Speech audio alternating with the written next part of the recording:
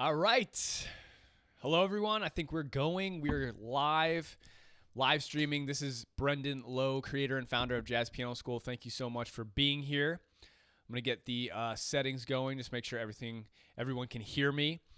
This is going to be a really, really fun episode. I'm going to be finishing up my solo piano framework. I see that Franco's here. That's awesome. Let me know if you guys can hear me okay. Getting my piano going here.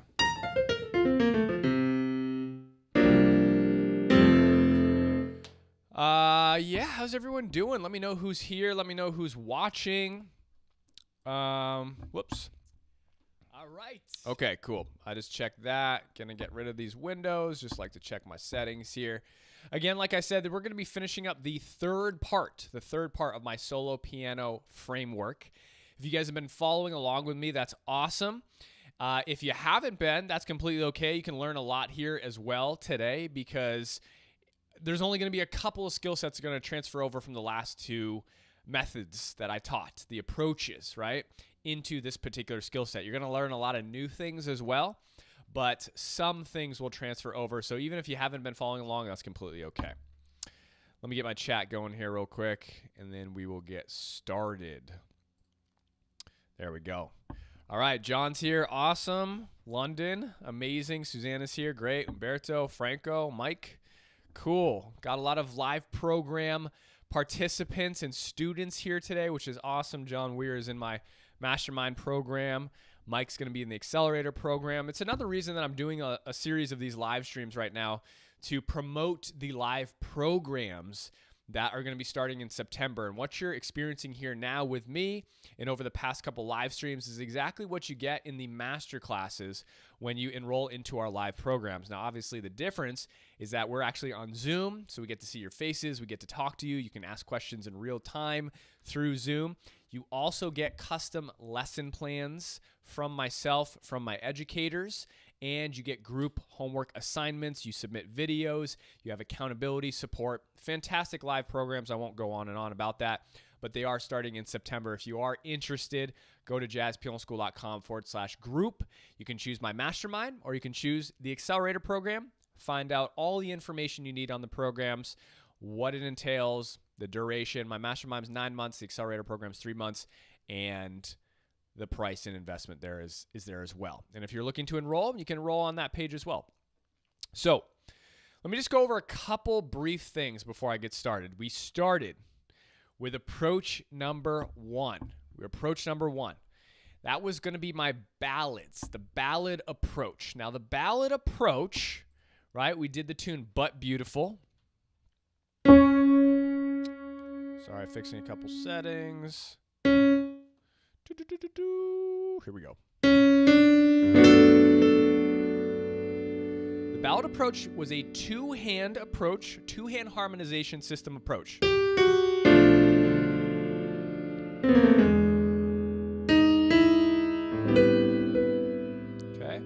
Now, a lot of what I'm playing here sounds kind of complicated.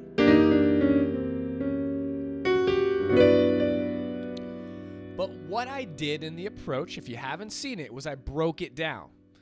Now, for example, let me take the voicing that I just stopped on. Okay, actually, let me get rid of that note because I didn't go over that strategy, that tool right there that I was adding in very much.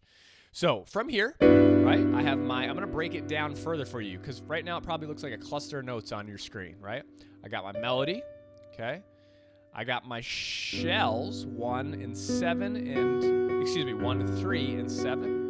And then the rest of what you're seeing here is fill, right? So I added a third here. I could have made that a 9. Probably would have been a better choice in my opinion, actually. So I'm going to remove the 9. I'm going to remove the 13. And I'm going to remove the 5. Right? I'll do that again. I'm going to remove the 9. That's a color. The 9 is an extension. It's a color. I'm going to remove the 13, also a color, like a spice on a food, like turmeric or cinnamon, right? I'm just removing these spices. The meat and potatoes are still there. And I'm going to remove the 5, okay? So the bare bones of this, I have my melody, I have my shells, and I have my bass notes. The three components you always need, right? Repetition creates impression, all right? So always need your bass note, your shells, and your melody in your voicing arrangement for your ballads, right? Because your bass note's going to be the low end. Your shells are going to dictate and bring out and reflect the quality of the chord, and your melody is obviously the melody. It's very, very important, right?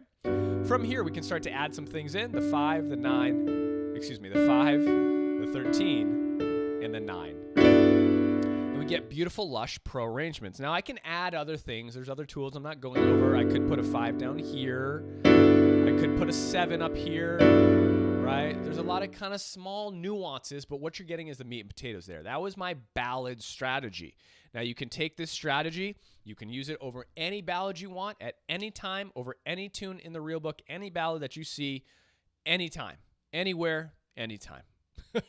It's a system that you can follow to play ballads beautifully every single time, right? Now, there are components and tools to that you need to practice, obviously, in order to make that happen. But when you do that, you unlock the freedom to learning and playing solo piano jazz cocktail ballads like students want to be able to play, which is an amazing thing. Now, obviously, in my live programs and inside of Jazz Piano School, there's a lot more flourishing that happens that I teach. I'm not teaching right here.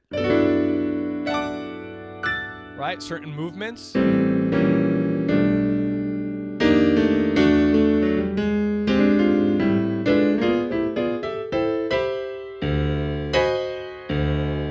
Right? A lot of other stuff.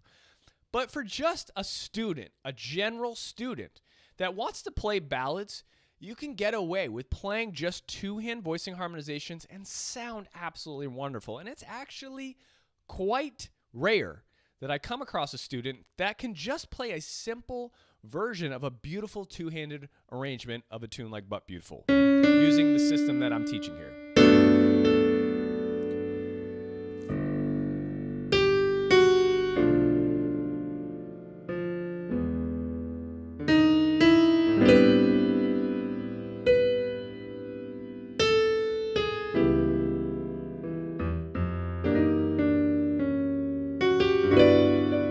The voicing that I just talked about, right?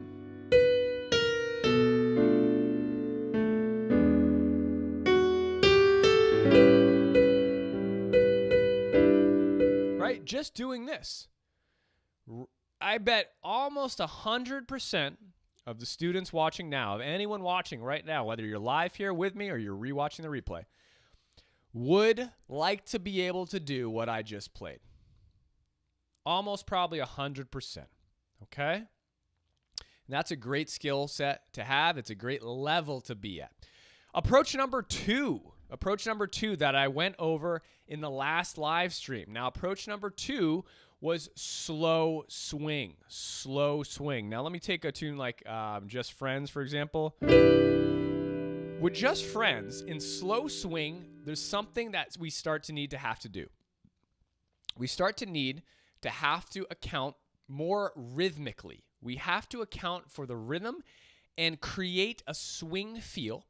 We can do this in one of two ways. We can bring our right hand down to comp for ourselves. We're actually going to start comping in this slow swing feel. So here's the melody to Just Friends.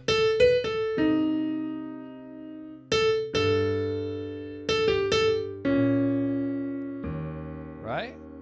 So I have to create a swing feel. I'm playing about 1, 2, 1, 2. I was playing a little faster, but that's kind of about the feel. It's probably like 110-ish. Again, this approach, this stage here to my framework is 85 BPM to about 110, 115 BPM. So we need to create the swing feel. We do that by comping in the space. Comp, comp. Comp, comp.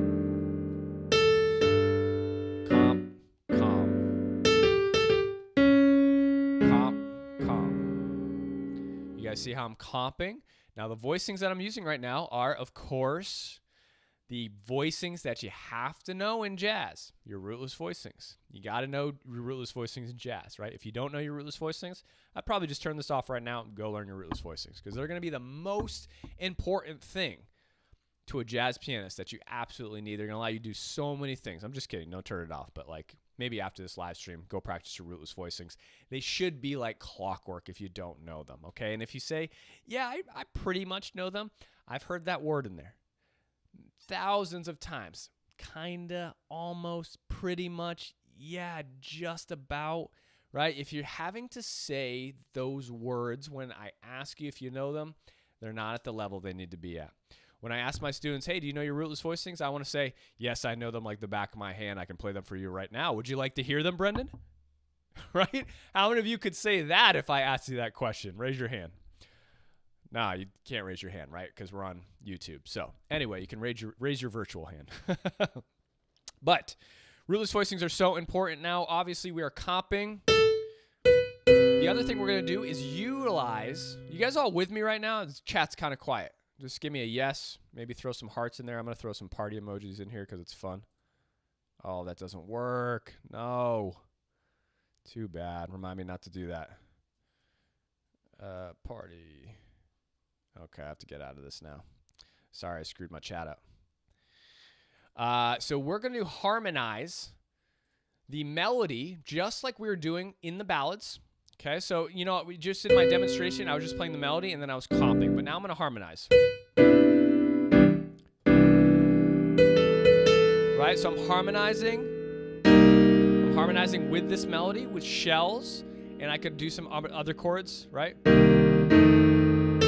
Harmonize. So the harmonize, right, voicing that I'm using is the exact same strategy. It's the exact same strategy that I took from the ballad approach. So if you learn your harmonization strategy in the ballad approach, then when you get to your slow swing level, which is really like level 2 of my proficiency that I'm going to be releasing in Jazz Piano School in the members area very shortly, that when you get to that level 2, you can add quick harmonizations here like this because you've practiced it. Okay, right? So check it out. Comp, comp. Harmonize, comp, comp. Harmonize, comp, comp. Comp, comp. And then so on and so forth in this particular swing tune, right? So that was our slow swing. All right. Let's get to today's topic. Our medium and fast swing tunes. Our medium and fast swing tunes. Does anyone have any questions about what I just reviewed? Again, you can go to youtube.com, /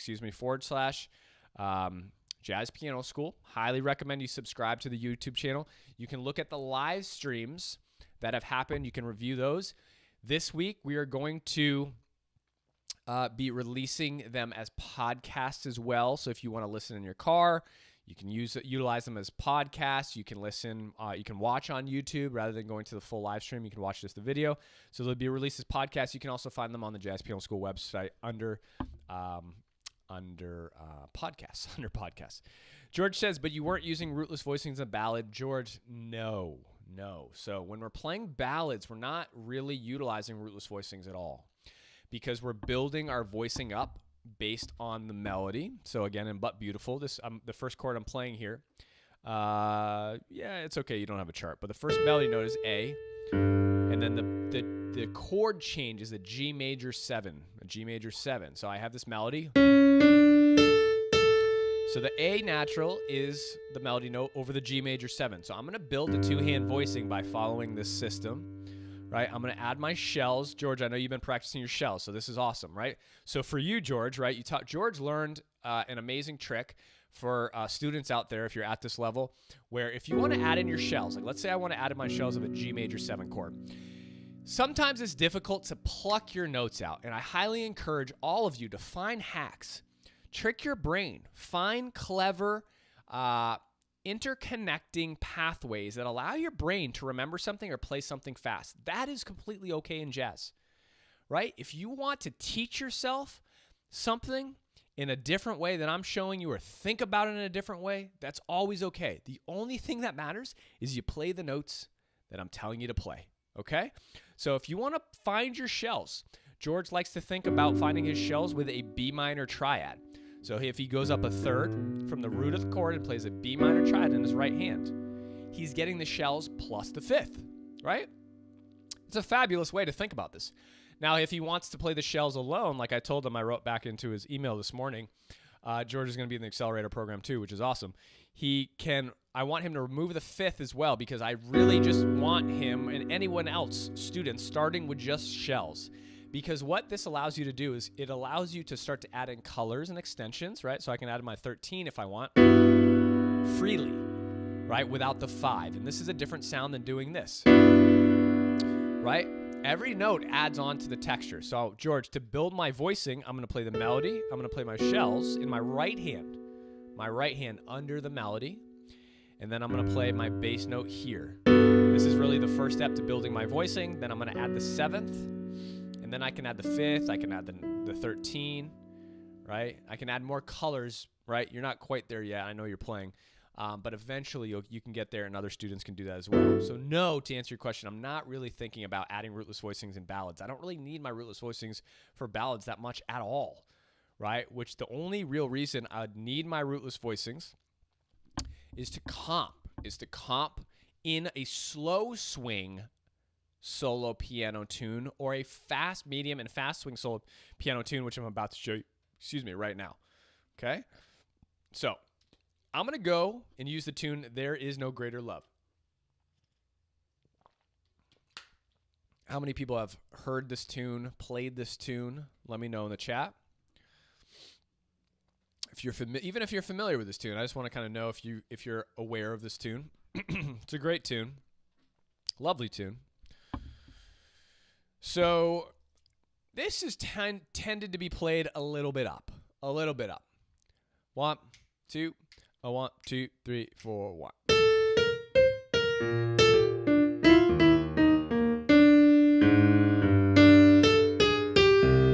Right? So if I had to guess, 1, 2, I'm probably about 140, maybe 140 to 150.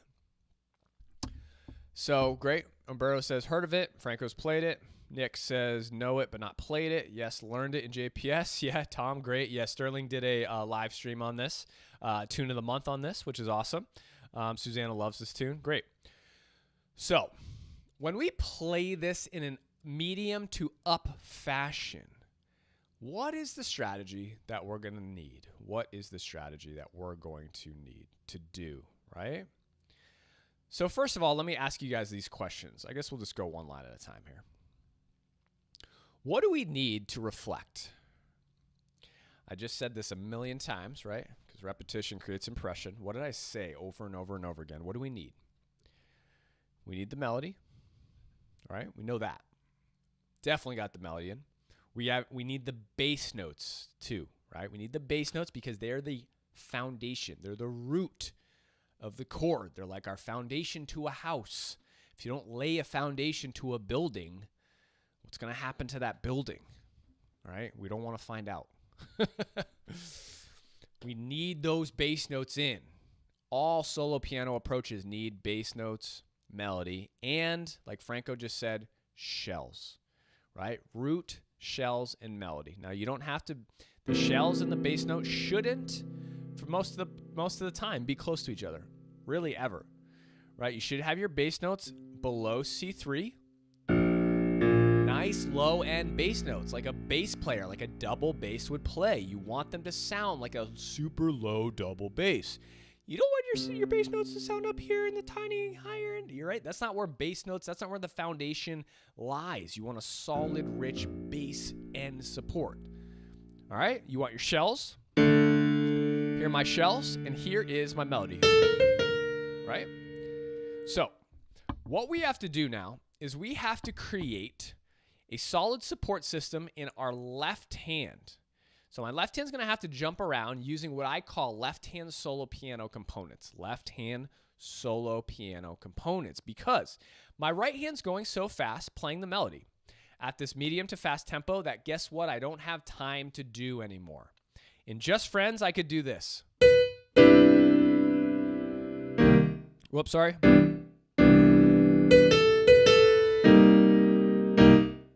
So what am I doing here? I'm harmonizing the melody with the chords. Now, because we're in a medium to fast tempo, I no longer have the ability to do this, right? I no longer have the ability to do this. So what I have to do is I have to rely more on my left hand to play the harmonies, the shells, the chords, the bass notes. My right hand, because the melody's moving so fast,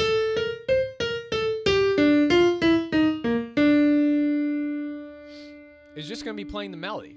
It really doesn't have time to do much of anything else. I can't harmonize other notes in my right hand on top of this melody because A, there's so many melody notes here, and B, it's moving too fast to do it.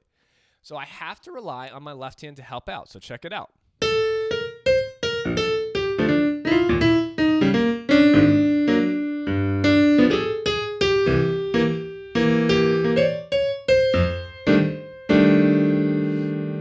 So I was over demonstrating for you. I did have a couple opportunities for my right hand to help out in certain situations. Did you see those opportunities there? Where are the opportunities here for my right hand to help my left hand out for harmonic support? Well, we have that opportunity in the third measure. Why do we have an opportunity in the third measure? Because it's a whole note. The melody stops. It finally stops. This allows my right hand to jump down to help my left hand out.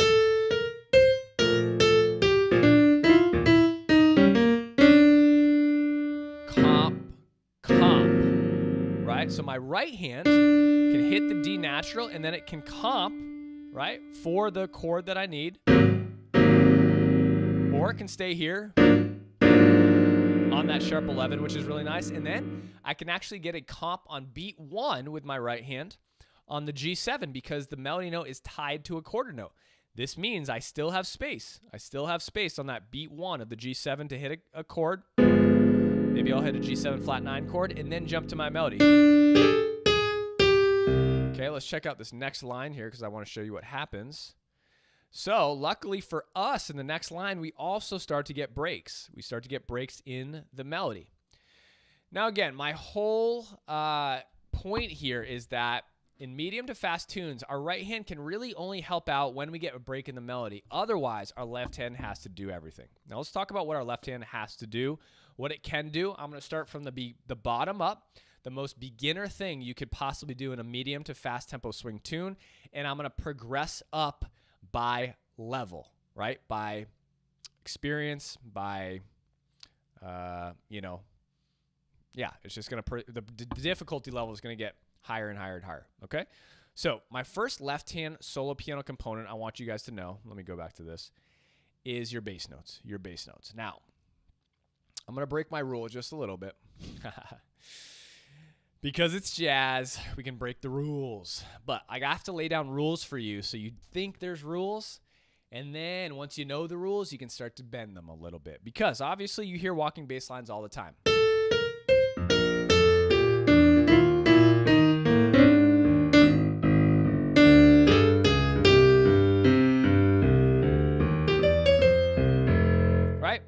Now, what are we not getting with the walking bass line? When I'm playing walking bass, what's not happening? I'm not getting a component that I was talking to you guys about, right? I'm not getting the shells. I'm not playing the third and 7, but the tune still sounds great, right? Still sounds fantastic. So I am breaking my rule just a little bit. I know I told you guys. You always need your shells in there. You certainly definitely need your shells most of the time. Jazz is always situational and it's expressive, right? In a ballad and medium, slow swing, But here, you can really get away with it because the tune's moving so fast, okay? So the first easiest left-hand component to play for a medium and fast tune is just bass notes. Okay, I'm not even walking bass.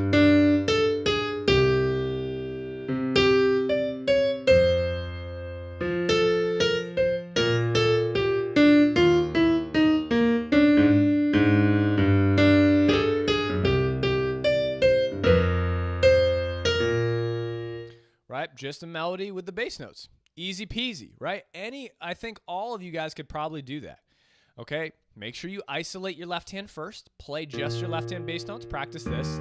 3, 4, 1, 2, 3, 4, 1, 2, 3, 1, 2, 3, 4, 1, 2, 3, 4, 1, 2, 3, 4, 1, 2, 3, 4. Right? And then practice your melody alone. know I'm not playing the written rhythm here, okay? So I know it's a dotted quarter note, but you can smudge it a little bit if you want. And then put them together. Every tool that you learn, every approach, every step that you learn should always be practiced hands separately first. I'll say it again. It's just like classical music. This is something I learned in classical music. Not all of you have taken classical music. What's the first thing you do when playing a classical piece?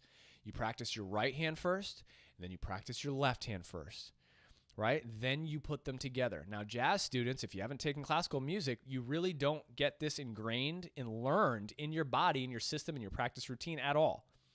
And it's the thing that holds students back so much. When I tell you to combine the melody with the shells, don't just try to start putting the melody with the shells.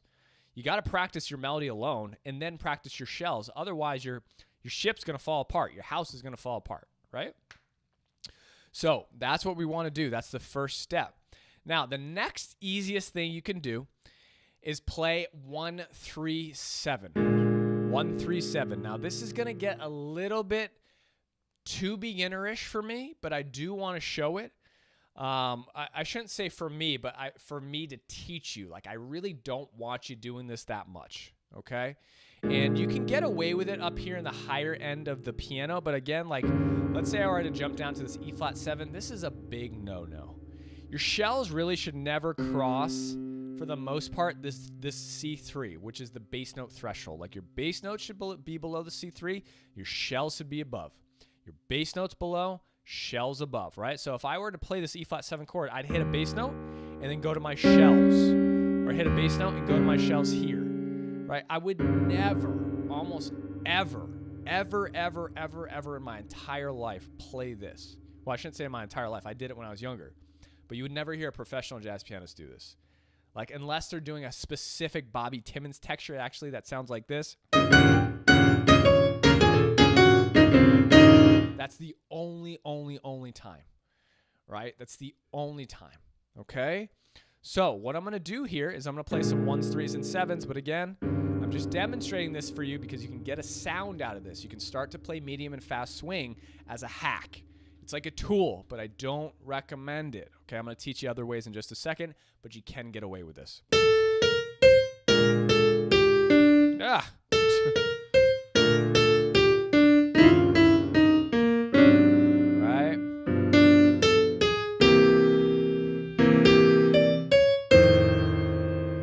So I'm playing 1, 3, and 7, okay? Not the best way, but you can get away with it. Okay, let's talk about how we start to progress 1, 3, and 7 so it actually sounds good. We have to start jumping from our bass note to our shells, or vice versa, our shells to our bass note. Again, this is a left-hand solo piano component. This is one of the reasons that medium and fast swing tunes are so difficult, because it requires more left-hand dexterity, technique, control, okay, that a lot of students lack, and it's difficult to get to this level. My left hand's going to jump from bass note to shells or shells to bass notes. 1, 2, 1, 2, 3, 4, 1.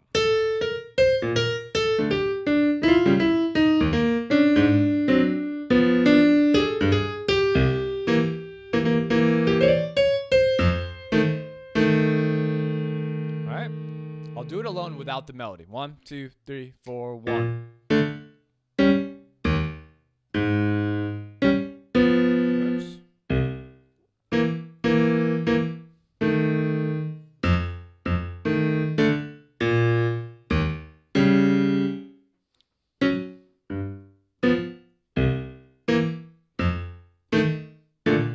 Okay, so, I mean, what I'm doing, theoretically, easy. Theoretically easy. You could repeat it back to me. Bass note to shells, shells to bass note. Got it, Brendan. Let me try it out.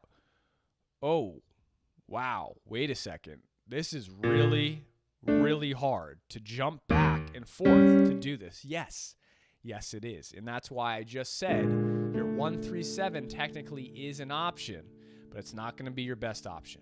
Okay, because it's a much easier strategy than jumping like I just demonstrated for a lot of people. Now, you'll have to spend a lot of time on this, especially if you don't have much classical piano foundation under your hands. They're not that strong. You're not used to the movements and the jumps, right? You'll have to practice this a lot.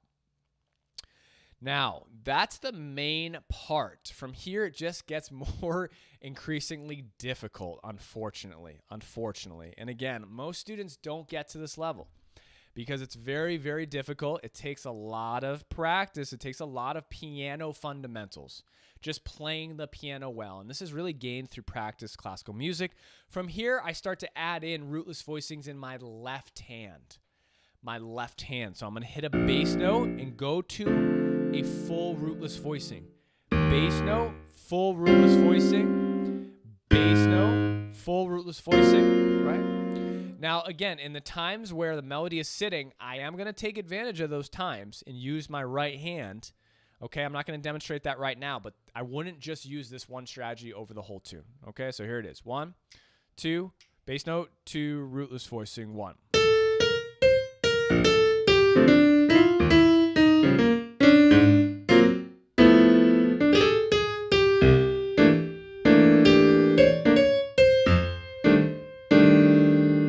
So I'm playing bass note, rootless voicing, bass note, rootless voicing, bass note, rootless voicing. Sometimes I'm hitting my rootless voicing first and then jumping down to a bass note. Bass note, rootless voicing, bass note, rootless voicing. Right? That's extremely difficult. I'm not going to lie. That's extremely difficult. A lot of you probably just completely just leave that off the table. Right? Just leave it off the table. Now, this is why solo piano starts to get really, really hard, because we have to start to do things like this. And again, I'm going to take advantage of the space where the melody stops so I can comp in that space.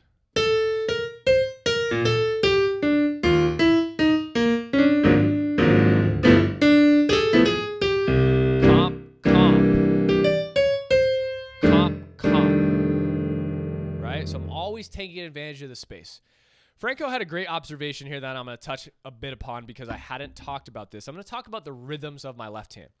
He said you play the root with a little bit of the delay. That's a great, great, great observation.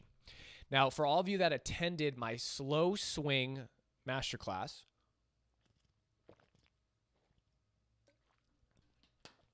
I talked about the comping rhythms that you should use. I think Mike's here. He probably knows. A lot of you probably know my students, my live program students, jazzpianoschool.com/group if you want to check out the live programs. I forget who was in the last class. What was his name? I should know. He was Randall. Randall was crushing all my questions in the last masterclass, which was really, really funny because he had an answer to every question. But the rhythmic portion on my left hand, the way that you make, I did a whole full podcast on this, by the way. I forget what episode it is. There's a combination of two rhythms that you can use to make things swing really hard. Okay, listen closely. Write this down. There's a combination. This is for your right hand comping or your left hand, right? Because both are, I can comp with my right hand down here with chords, or I can comp with my left hand when I go bass note, comp, comp. Okay? Is a combination of two rhythms. It's either, and it doesn't matter which order you do it in. You can do a downbeat mixed with an upbeat, or vice versa.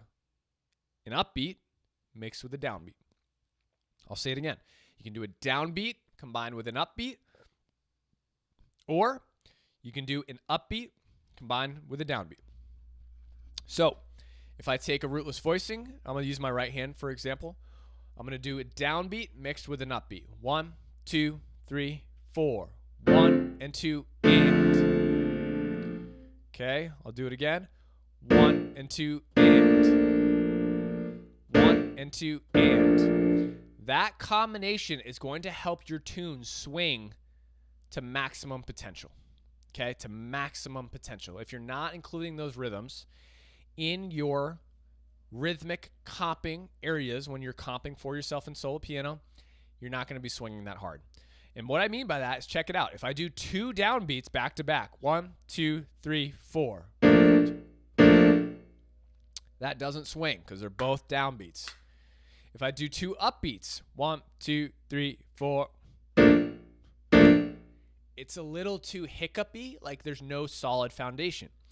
So the combination of the downbeat to an upbeat or upbeat to a downbeat, I didn't do the second one. Here's the second one, upbeat to a downbeat. 1, 2, 3, 4. 1 and 2 and 3. 1 and 2 and 3. 1 and 2 and 3. So Franco, what I'm doing here is I'm playing on the upbeat, right? Yes, exactly. The Charleston, pretty much the Charleston. Dot ah, dot ah. That's why the Charleston was so amazing. It swings so hard. I love listening to the Charleston because of that particular rhythm. But what I was doing here, Franco, with my bass notes is I'm playing the bass notes on the upbeat and then I'm playing a chord on the downbeat for the most part. Now, at the level that I'm at, I can really switch up a lot of the rhythms a lot of the time, right, and choose what rhythms I want. But again, for most of the time, I might go. So 1 and 2 and 3. That's the rhythm I'm playing in my left hand. 1 and 2 and 3. That's the delay you're hearing. You're hearing a little delay because I'm playing some of the bass notes on upbeats. The upbeat of 1. 1, 2, 3, and 4, and 1, and 2, and 3, and 4, and 1, and 2, and 1, and 2, and 3, and 4, and 1, and 2, and 3, and 4, and 1, and 2, and. I'm doing naturally combinations of upbeats and downbeats and downbeats and upbeats. It's something I've worked on. You'll have to work on this too, so it becomes naturally ingrained in your rhythmic capabilities, right? So that's the delay you're gonna. That's the delay you're hearing. Yeah, my pleasure. So where was I? So it gets harder, right? But that's pretty much how your approach would tackle tunes like this. And this is exactly how, if I'm at a gig, if I'm at a solo piano concert, this is exactly how I would tackle a tune like this.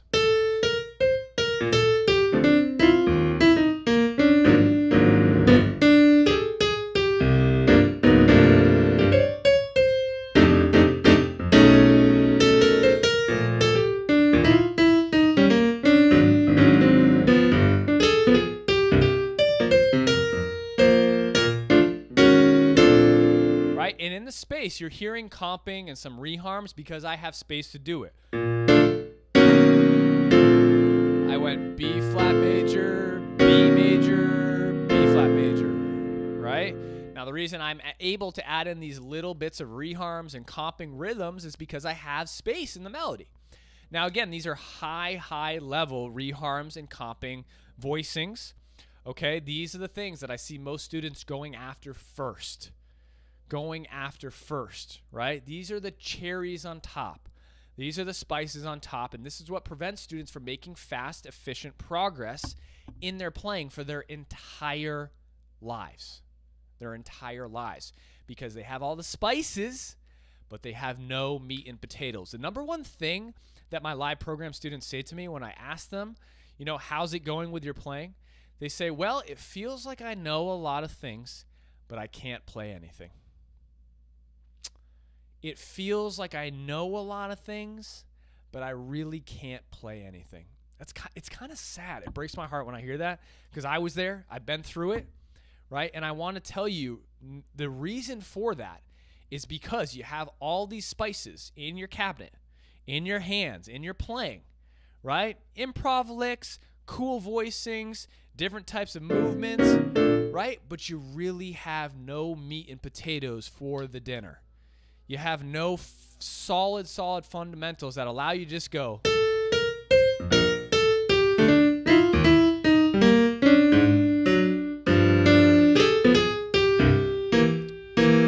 Right? Like, think about it, if you could just play a tune just like that. That's all you need. And a lot of time, man, there's a dang leaf blower right outside my window right now. It's really bothering me. A lot of times, that's all you need. That's really all you need. Okay? Mike says, are you adding rhythm to the quarter note melody lines? Yes, great question, Mike. I am adding some different types of rhythms because, again, it's a great thing that most students don't really realize is that you can't swing quarter notes. You cannot swing quarter notes. So when you see a tune like this that's written in all quarter notes, like on this first pickup to the melody, I'm not going 1, 2, 3, 4, 1, 2, 3. So the first eighth note that I get in this whole entire tune is in measure 1, but it's after like 3, 4, 5. It's after 6 notes, right? So the only time you hear the swing in the melody, okay, is after 6 whole notes. That's too long. It's too long. So yes, I'm changing the melody a little bit. I'm starting that first A natural as a pickup. So I'm going 1, 2, 3, 4, 1, and, right? 1 and 2 and 3, 4. 1 and 2 and 3, 4. 1 and 2 and 3 and 4. So even on that first measure, I can go 1 and 2 and 3 and 4 and 1 and 2 and 3 and 4, and I'm adding in little eighth notes all the time to try and make it swing more. Otherwise, it's going to sound like dot, dot, dot, dot, dot, dot, dot, right? Quarter notes are not swing. They can't produce the sound of swing. If I play a scale like this, I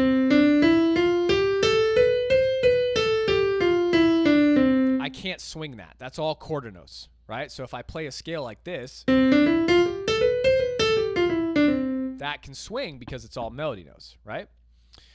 Lead sheet for There Is No Greater Love is in Real Book 1 plus Sterling. Yes, exactly. For all the members out there, you can actually go view Sterling's Tune of the Month in the Tune of the Month archives. Check out what he did for There Is No Greater Love.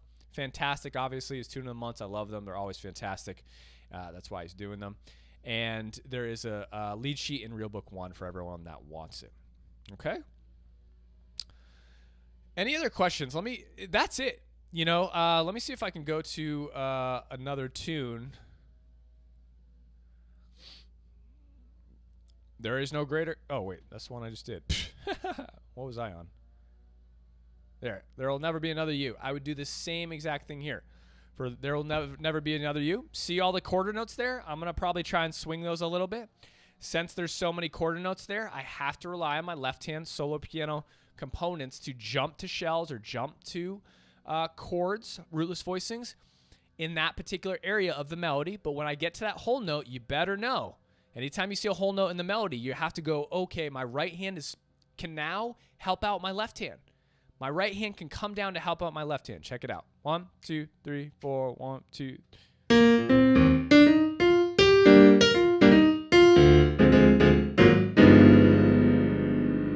Right? So I'm jumping my right hand down to help out my right hand comping. Okay? So again, I can't swing these quarter notes. I can't swing them. That's why I'm delaying some of them and I'm making them eighth notes, right? 1, 2, 3, 4, 1 and 2 and 3, 4, 1 and 2 and 3 and 4 and 1. You can really now students in this situation might say, well, which one should I delay? It doesn't matter. Like choose one to delay and hold on to and then make the next one an eighth note. So in order to make them an eighth note, think about it. Because it's a quarter note, it has 2 eighth notes. So you need to make the first one longer. You need to make the first one a dotted quarter, which means you can now turn the next note into an eighth note. So I have to hold one note and then make the next one an eighth note. Hold the first note as a dotted quarter, then make the next one an eighth note. 1, 2, 3, and I can make the first pickup. See how the first pickup note is a quarter note? 4, 1. That's so bland, right? So I'm going to make this an eighth note. 1, 2, 3, 4, and 1. And 1. That's already swinging, right? And 1. And 1. 1, 2, 3, 4. Sorry. 1, 2, 3, 4. And 1, and 2, da, da, da, da, da, da, right? Da, da. So I'm going 4 and. I'm even anticipating the melody note, the F. Instead of putting it on the downbeat of 1, I'm actually putting it a measure before. I'm putting it on the upbeat of and. 4 and. Right? And then I can jump my right hand down to comp 4 and. Comp, comp. This note is sticking. I have to fix that. Right? And I can comp from the D minor 7 flat 5 to the G7 in the space. Okay? Finally, I get to comp for myself, which is always a big relief in a fast tune for a solo pianist because it's like, whoo, I get to take a break and just comp for myself, which is great. Okay?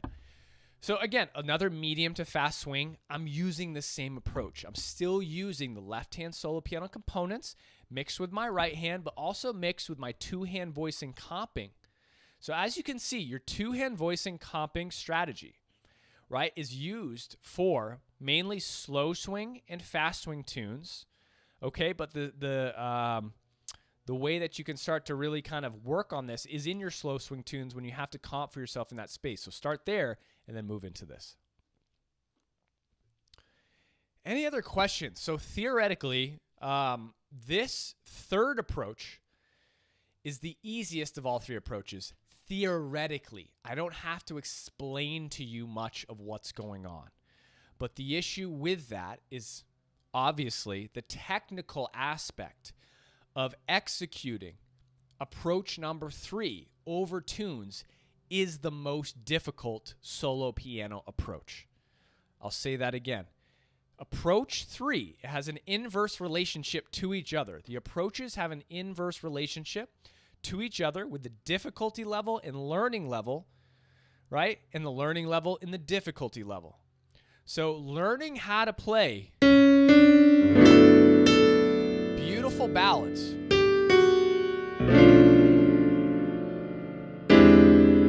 with rich, lush voicings is the easiest to play because it's not fast, doesn't require much technique. Anyone can really play chords.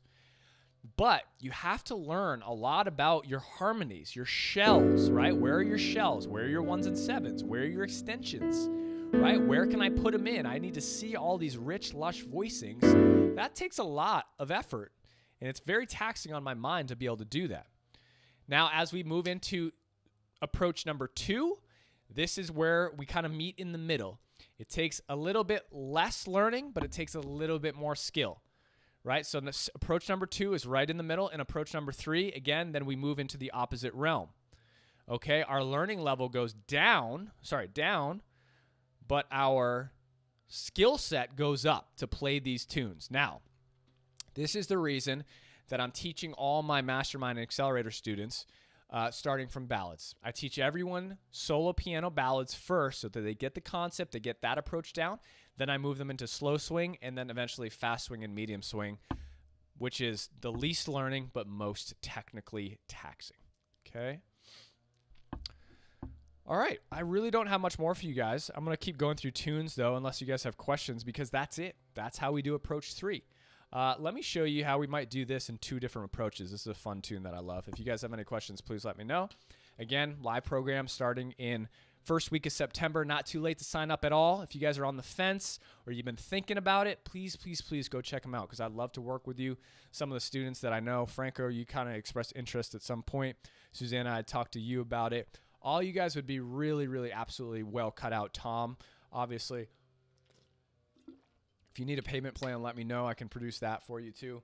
But it really helps students make progress because we're able to meet you exactly where you're at in your playing right now, right? I can give you the exact puzzle piece to unlock what's sticking in your playing, you know, and tell you, okay, this is the exact key you need for where you're at. For the door that's right in front of you, I have the exact key for you. Whereas you might be searching through a pile of keys. You don't know what key you need to get through that door that's stopping you from making progress, right? I do. So Tom says, can you discuss using a 2-feel on a up-tempo tune? Yeah, it's a great question. Let me see if this tune will work.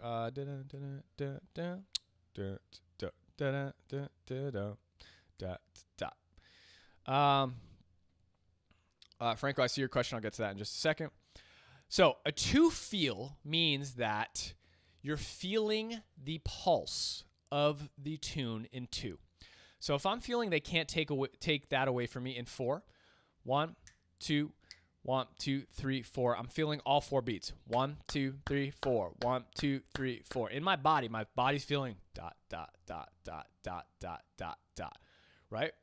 Now, similar to a bass line, when you hear a walking bass line, you can hear different types of walking bass lines. So if I were to walk a bass, by feeling it in 4, you're going to hear all 4 bass notes. 1, 2, 1, 2, 3, 4.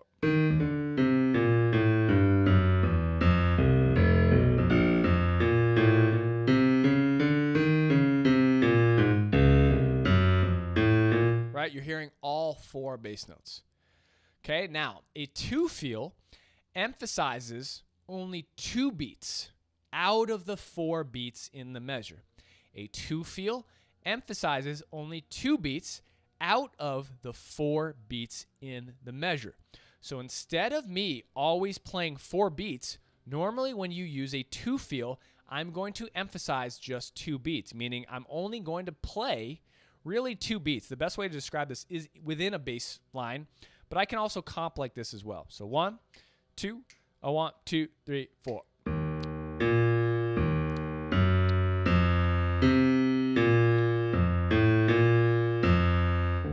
Sorry. I'll do it again.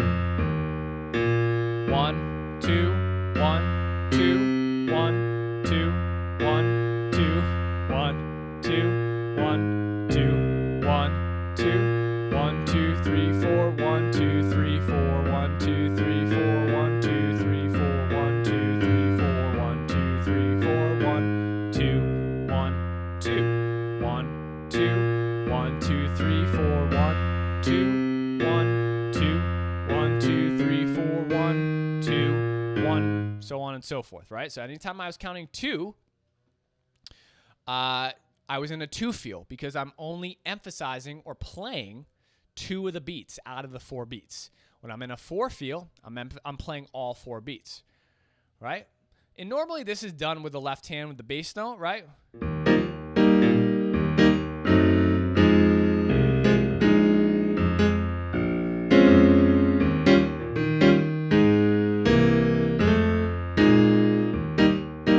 So again, I'm just kind of emphasizing 1, 3, 1, 3. Now I'm saying 1 and 3. I'm not counting the beats. I'm just telling you the beat number, like the downbeat of 1 and 3.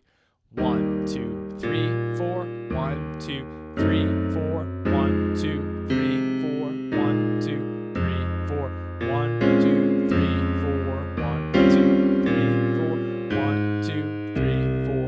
1, 2, 3. Right? So I'm playing on the downbeats of 1 and 3. So it's the way to reflect a 2 feel. It's actually very, very difficult in solo piano jazz.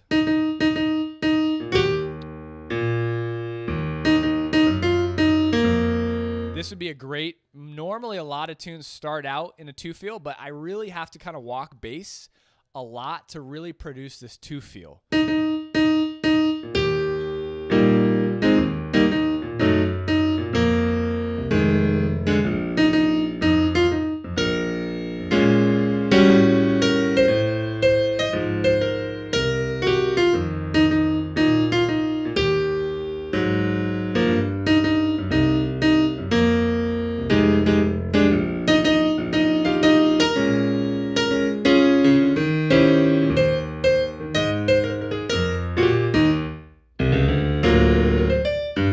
So on and so forth. So to reflect the 4 feel here, I would start to walk bass.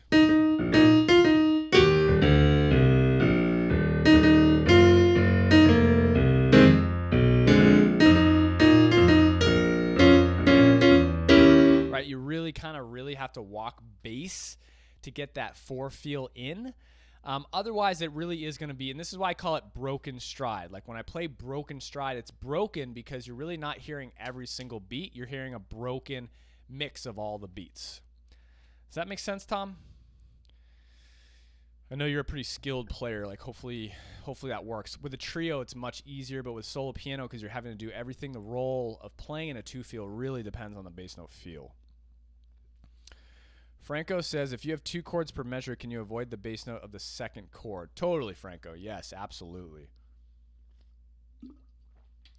Rhythm changes is a great example of this.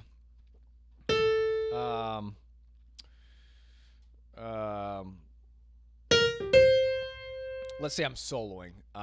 There's different melodies, right? Or I could use Eternal Triangle. Right, this is a super busy melody, so I might just go, right, so I'm going G7, C minor 7, F7, and then maybe I'll jump down to a bass note, and then another bass note, right, so.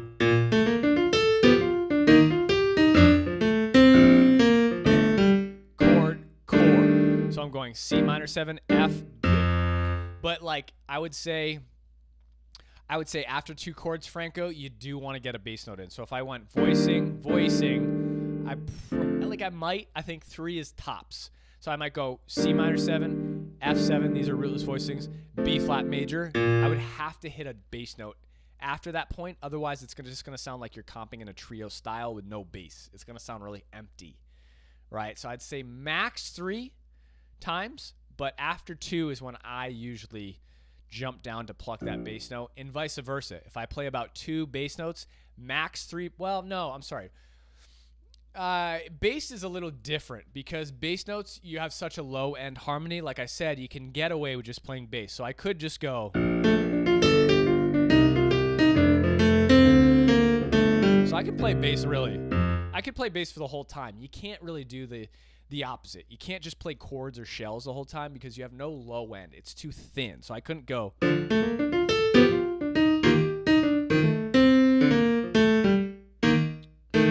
Right? It just sounds a little empty, but I could do this.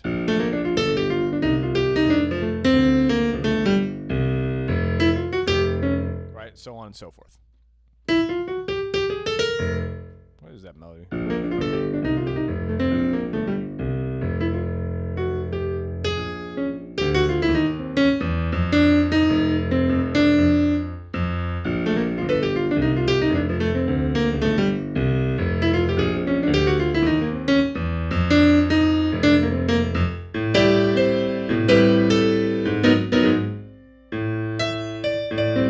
Piece in years. There it is.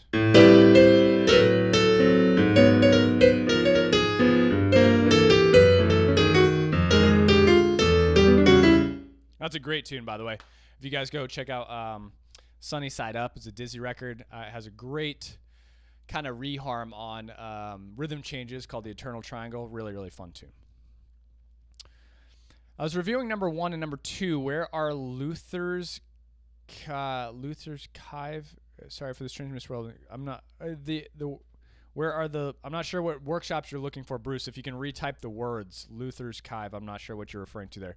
I was reviewing number 1 and number 2, so that you can find the workshops again, youtube.com/jazz piano school, or they're going to be produced as podcasts this week and next week. So you can just go to the podcast tab at jazzpianoschool.com and you'll see them there. You can click into the episodes, but. That's about it for this particular live stream, guys. I hope you guys enjoyed that. Again, a lot of information here. If you have any questions, please let me know. If you want to start to integrate this and practice it, the first thing you need to do is separate your hands and practice your left-hand solo piano components by themselves. Now, you need to know your melody super, super well because the time's going by fast. You're playing medium and fast tunes. So you just want to play bass notes and just play half notes, right? Or for this particular tune, let's say you want to play this fast. I would just play E flat 2, 3, 4, E flat, G, F 2, 3, 4, B flat 2, 3, 4, B 3, 4, E flat 2, 3, 4. Right? That's all I do. I just practice my left hand bass notes and then put your hands together. Right? You also want to practice your shells. Now, again, I would recommend practicing through tunes, your shells with tunes, right? But definitely always use the circle of force because you want to play through all your chord changes in different ways and different patterns, make them as spontaneous as possible.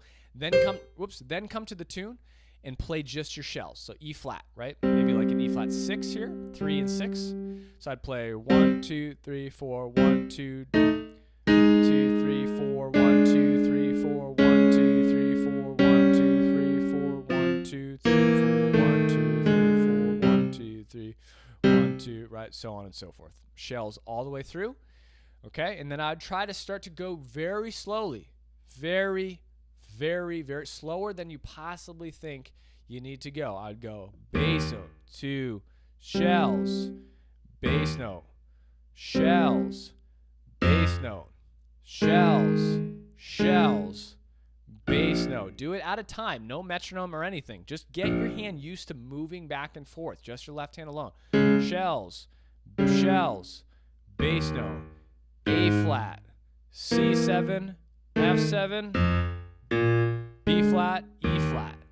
Okay, and then finally you start to add in your right hand. bass note, shells, bass note, bass note, bass note, shells, shells, bass note, shells, shells, so on and so forth, etc. Okay? Great. I have 2 more live streams coming for you guys, I think, possibly the end of this week or next week, probably next week, 2 live streams. I'm going to do another live stream, or I shouldn't say, yeah, I'm going to do a live stream on voicings and comping. Voicings and comping. Okay, because obviously you can see that comping in solo piano is really, really important. We're comping for ourselves. We have to comp for ourselves. And if you want to play in a band, you can comp. If you want to accompany one, you can comp very easy. Comping is the easiest thing to do. It's the easiest technically, and it's the easiest theoretically to learn. Okay, it doesn't take much to learn how to comp and to play and execute comping styles on the piano. Right? Solo piano is a little bit higher, and then improv is the highest. It takes a lot to learn, and it takes a lot to play and execute. Okay, that's why improv is the hardest thing to do. I'm also going to do an improv live stream, though, and I'm going to tell you, different steps you can take to improve your improv, get started at improv, and improve it. And again, those should be super fun as well. Is it easier for me to comp with rootless chords and hit bass notes with left hand as you described? Can I just do that in medium swing and not comp with the right hand? Yes, exactly. Gail, you can do just that. You don't have to bring your right hand down to comp at all. So you could play through a whole tune and just go...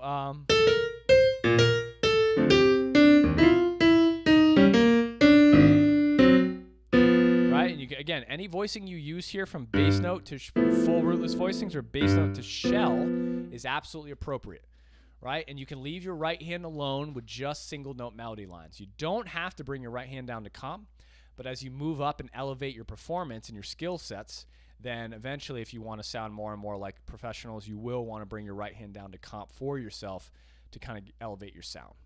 Okay. Bruce says, are the chat questions and answers recorded in the live place? Bruce, that's something I am not really sure about. Sometimes they are and sometimes they're not.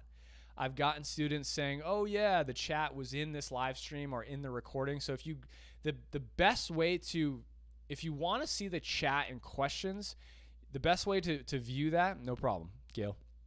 The best way to view that is to go to YouTube, not the podcast on Jazz Piano School, because the podcast is just a video of the live stream. But if you want to see the chat as the live stream's happening, you want to go to youtube.com, Bruce, and go to Jazz Piano School, the channel, right? And go to the live stream tab, And when you watch the live stream on YouTube, then you should be able to see the chat as it's happening. Okay, you should be able to. I'm not too familiar with that stuff. I don't watch too many live streams, but check it out, see if that works, and I'm pretty sure that will work for you. Okay. All right, guys. Hope you guys have a great day. Again, jazzpianoschool.com/group. If you want to check out the live programs, they are starting the first week of September. Having a great time with all my students. And again, a lot of new changes coming to the Jazz Piano School members area. A lot of new podcasts happening. Obviously, these live streams are happening. I'm going to be getting some new software. I'm getting a new desk here right in front of me. That's going to be really fun and exciting right now. I don't even want to show you guys what it looks like right here. Right here. It's like a mess of like chords, speakers, like tools, right? So I'm really trying to upgrade my space. I love doing these live streams. I think they're super fun. It's good for promotion. I love helping. I love just giving out free content. I love free teaching for all of you. So I'm going to have a nice, beautiful desk here, a nice, beautiful picture of me and my wife in my wedding, right? Some family members, some nice quotes that are inspiring to me. And I'm going to get a nice big monitor. I'm going to have a new Mac Mini that's coming out in November. I think they're releasing it. The live stream will be much better. I'll have a higher quality. It'll be super fast. I'm going to do Zoom live streams, more YouTube live streams. It's going to be awesome. Okay? Spread the word. Subscribe to the Jazz Piano School YouTube channel, definitely, and share with as many people as possible, guys. When you share the YouTube streams and stuff like that, send links to your friends, comment on them. It really helps the engagement. I truly appreciate that. If you haven't reviewed the podcast, I appreciate that as well. That's super helpful to just promote the amazing education that's on here and help it spread it to the world. So I appreciate that. Have fun at dinner. Thanks, Randy. Thanks, Tom. Thanks, Bruce. Thanks, Franco. See you guys. See you, Gail. See you, Umberto, Susanna, Tom. Anyone else that I missed on here? I think Nick, Ed, awesome, John. Hope you guys are still there. And I'll talk